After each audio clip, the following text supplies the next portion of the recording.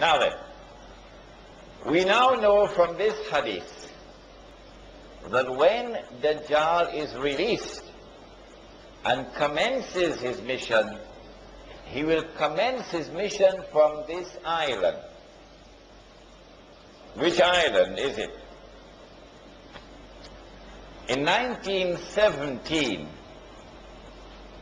the British Secretary of State was a man named Lord Balfour. And Lord Balfour made a declaration, a stunning declaration. Britain was the superpower in the world, and Lord Balfour declared that the British government intends to pursue an effort for the establishment of a Jewish national home in Palestine. In 1919, a British general led an army which defeated the Turkish army, and from a Jewish perspective liberated Jerusalem and liberated the Holy Land. And then Britain became the power which controlled the Holy Land. The League of, in those days you didn't have the United Nations, you had the League of Nations. And the League of Nations conferred upon Britain something called mandate power. So Britain was the mandate power who controlled the Holy Land. Britain controlled the Holy Land from 1919 until 1948. In 1948, Britain acted as the midwife for the baby to be born. The baby, of course, was the state of Israel. In consequence of all of this, I have come to the conclusion that the island was Britain. And so when Dajjal was released and commenced his mission to deceive Banu Israel and to deliver to them what would appear to be the return of the Golden Age, it is from Britain that he commenced his mission. But if there's anyone who differs with me, then I'll have to invite them to tell me, you tell me which island it is. You cannot just differ with me without telling me which island is it. Because the hadith is there in Sahih Muslim. You've got to deal with the hadith. During the time that Dajjal was launching his attack from Britain, the Holy Land was liberated of non-Jewish rule. During the time that Britain was hosting Dajjal, the Jews came back to the Holy Land. And during the time that Dajjal was launching his attack from Britain, the state of Israel was restored. 3 out of 4 already delivered. And in all of this, the overwhelming majority of Jews have been absolutely convinced that all of this represents blessings from Allah. That Allah is validating the Jewish claim to truth. That Allah is fulfilling His promise to Banu Israel. Now comes a little more difficult part. It was fairly simple to identify the island of Britain. If when Dajjal was in a day which lasts like a year, he will be in an island, according to the hadith of Tamim ad-Dari. Where will he be in a day which is like a month? Is he going to move to another territory? And if he moves to another territory, how can we recognize it? The yardstick which I use to measure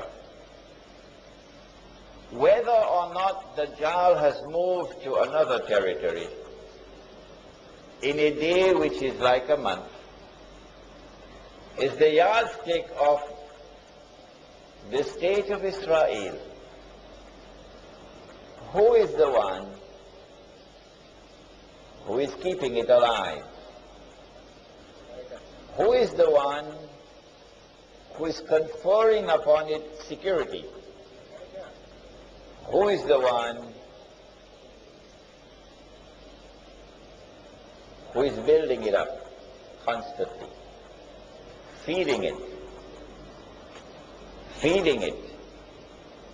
and making it stronger and stronger and stronger and stronger? Is it Britain? The answer is no. Remember, your brother Imran is also a student of international relations. Don't forget that. The answer is no. Someone else has taken over from Britain as the strategic ally of the state of Israel. Britain is still there, but now there's someone else more important than Britain, with a more strategic relationship.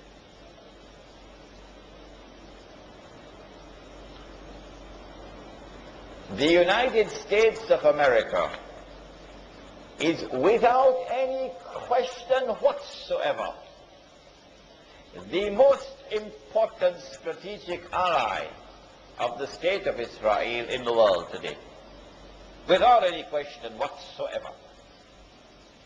The United States of America is the country which is supporting Israel with the greatest amount of financial assistance and material assistance. The United States of America is the country which has a strategic military alliance with the state of Israel. And so, I have come to the conclusion that Dajjal, in a day which is like a month, is no longer in Britain. Britain now has to give way to another country. Britain was the superpower. Britain was ruling the world. But now another country mysteriously, strangely, inexplicably takes over from Britain as the ruling power in the world and the strategic ally of the state of Israel. This is the United States of America. When did it happen? Now we're going to test your knowledge of international affairs.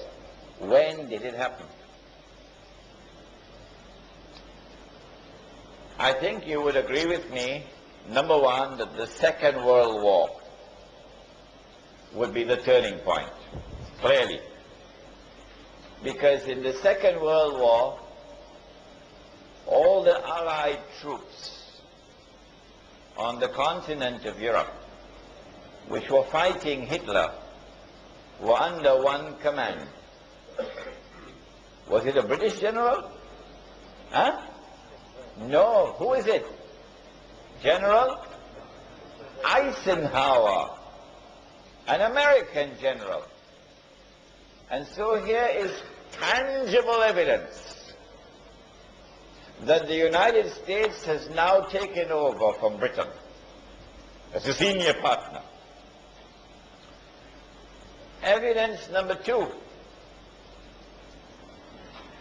At the end of the Second World War, in 1945,